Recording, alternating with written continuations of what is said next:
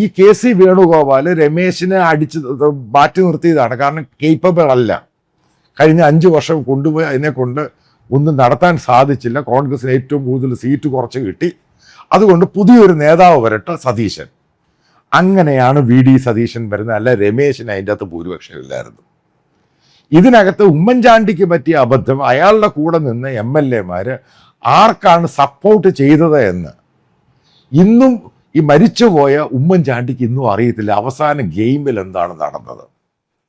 Last മൂവ്മെൻറ്റിലാണ് KC ഇടപെട്ടിട്ട് ഇവരെ കൊണ്ടെല്ലാം VD Satheesan അധികമായിട്ട് vote ചെയ്തത്. അന്ന് രമേശിന് വോട്ട്, അതായത് പരസ്യമായിട്ട് പിന്തുണച്ച് 2 പേരേ ഉള്ളൂ. ഒന്ന് TJ വിനോദ് എറണാകുളം, പിന്നെ അൻവർ സാദത്ത് ആലുവ. ബാക്കി ആരും രമേശ് ചെന്നിത്തലയെ പിന്തുണച്ചില്ല. അതായത് രമേശ് ഔട്ട്. പിന്നെ മറ്റൊരു കാര്യത്തിലോട്ട് കിടക്കാം. അതായത് നിങ്ങൾ പറയുന്നു CLP ലീഡേഴ്സുമായി ബന്ധപ്പെട്ട് അതിൻ്റെ ഭൂരിപക്ഷം ഏറ്റവും പ്രധാനമാണ്. AICC, അതായത് നേതാവെന്ന രാഹുൽ ഗാന്ധിയുടെ സപ്പോർട്ടും ഏറ്റവും പ്രധാനമാണ്. ഇനി സംഭവം CLP ലീഡേഴ്സിൻ്റെ പിന്തുണ ഉണ്ടായാലും ശ്രദ്ധിച്ചോണം, ഹൈക്കമാൻഡിന് അത് വെട്ടാം. അതിന് 3 ഉദാഹരണം ഞാൻ പറഞ്ഞു തരാം. നിങ്ങൾ ശ്രദ്ധിച്ച് മനസ്സിലാക്കുക. അത് കോൺഗ്രസ് പാർട്ടിയെ പറ്റി പഠിക്കുക. അപ്പം കർണാടകയിൽ CLPയിലെ സിദ്ധരാമയ്യ, DK ശിവകുമാർ നിയമസഭാ ഇലക്ഷൻ. ആ പാർട്ടിയെ ആരാണ് പാടുപെട്ട് അധികാരത്തിൽ കൊണ്ടുവരുന്നത്? DK ശിവകുമാർ.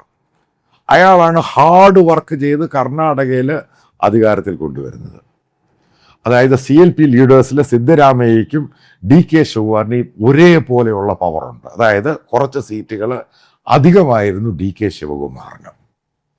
എന്നിട്ട് DK ശിവകുമാറിനെ ചീഫ് മിനിസ്റ്റർ ആക്കി. ആരാണ് വെട്ടിയത്? നിങ്ങൾക്കറിയോ ആരാ വെട്ടിയത്?